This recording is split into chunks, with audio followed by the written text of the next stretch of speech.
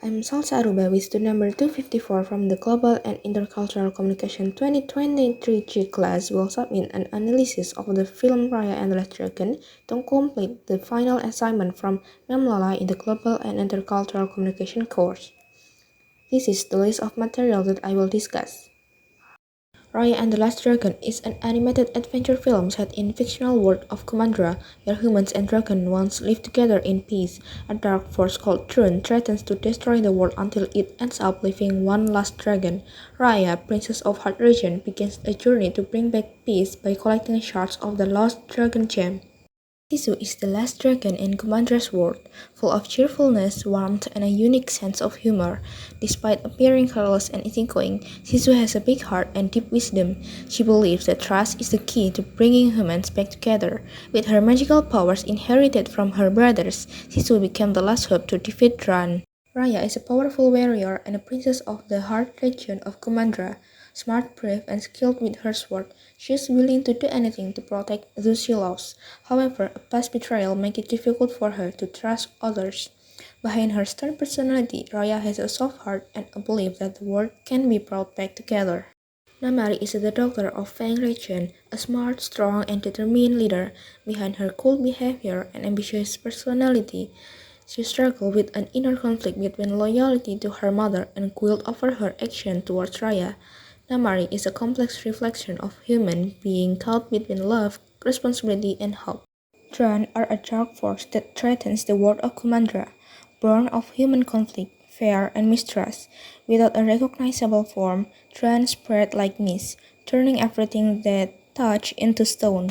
They are not living creatures, but rather symbols of the destruction that occurs when unity breaks down. Intercultural communication is portrayed through the interaction between Kumandra's five regions. Each region has different values, tradition, and views, but due to past conflicts, they are also full of prejudice and untrust. The film shows that diversity is strength, and that genuine dialogue can overcome differences to create harmony.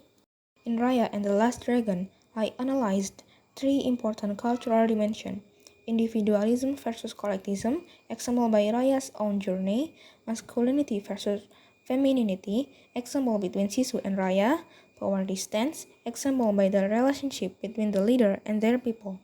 Initially, Raya focused on individualism, fighting alone with Tuk Tuk to find the dragon gem and defeat Dran. However, along the way, she realized to trust people who have the same goals as her. She begins to open herself up to working with characters Sisu, Bone, Tong, Noi, and Amari. They begin to depend on each other and overcome their differences to save the world. Raya, with her tough, brave, and resilient character, reflects the values of masculinity, meanwhile Sisu represents femininity with her gentle, cheerful, and empathetic attitude. Their differences complement each other. Raya teaching strength through action, while Sisu shows the cheerfulness and belief in kindness are also important in the face of great challenges. Heart region that led by Shiv Benja has a more egalitarian relationship between leaders and people, with free communication and trust in each other.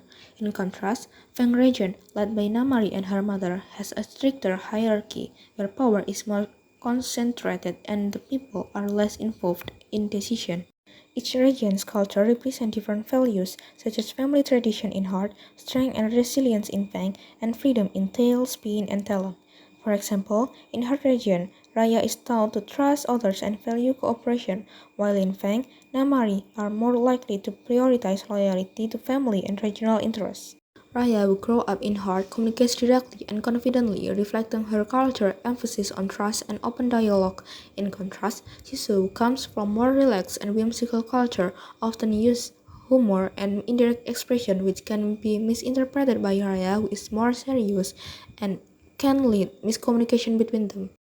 Fang society is considered evil only because it is driven by loyalty and duty, while Raya, who comes from peaceful region, must become resilient to face the challenges of the real world. This brings in the stereotype that no culture is inherently good or bad, but is shaped by individual experiences and choices. Raya experienced culture shock when she met characters from different regions.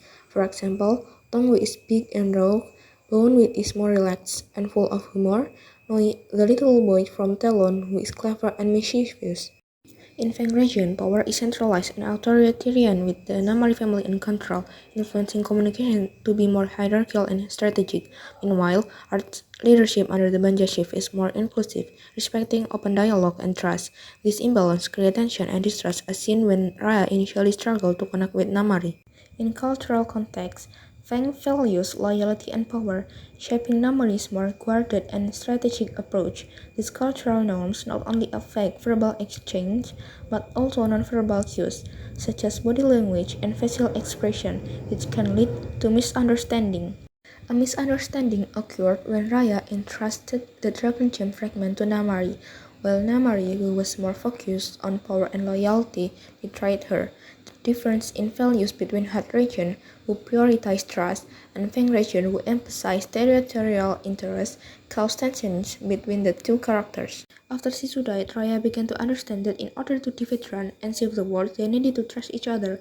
Raya decided to give the Dragon Gem shard to Namari even though there is pain and distrust. Namari, finally realizing her mistake and regret, accepted Raya's trust, and together they activated the power of Dragon Gem, defeated Ran, and restored Kumandra. The most appropriate solution to prevent problems from starting can be to increase empathy and understand each other's cultural values based on theory of empathy in intercultural communication. Then Raya can be more sensitive to Namari who has high context communication, and Namari is more open in stating his intention when she is with Raya. Raya and the Last Dragon illustrates the importance of global and intercultural communication in overcoming conflict.